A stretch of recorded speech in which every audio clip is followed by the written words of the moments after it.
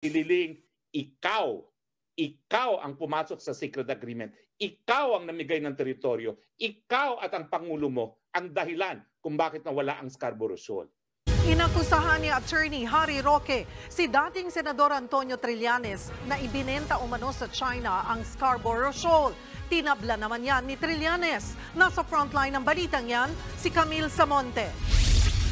Kung si Pangulong Rodrigo Duterte mayroon gentleman's agreement sa China kung saan nakasaad na bawal daw magdala ng construction materials sa BRP Sierra Madre. Meron naman daw secret agreement sa China si dating Senator Antonio Trillanes. Ayon yan kay dating Duterte Presidential Spokesperson Harry Roque. Ibinenta raw ni Trillanes sa China ang Scarborough Shoal noong panahon ni dating Pangulong Noynoy Aquino.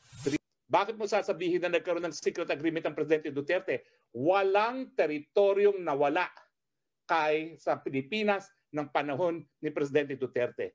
Tinawag namang yang fake news si Trillanes. Dagdag pa niya, sa panahon ni Aquino, napalaya sa Scarborough Shoal ang aabot sa 100 barko ng China. Administrasyong Aquino rin ang nagpanalo ng arbitration case laban sa China na isinantabi noon ni dating Pangulong Duterte. Si Trillanes ang tumayong back-channel negotiator para pahupain ang tensyon sa Scarborough noong 2012. Kung ano man ang ini-insinuate ng mga maka-Duterte na binenta ko raw ang Scarborough, maliwanag na fake news po ito.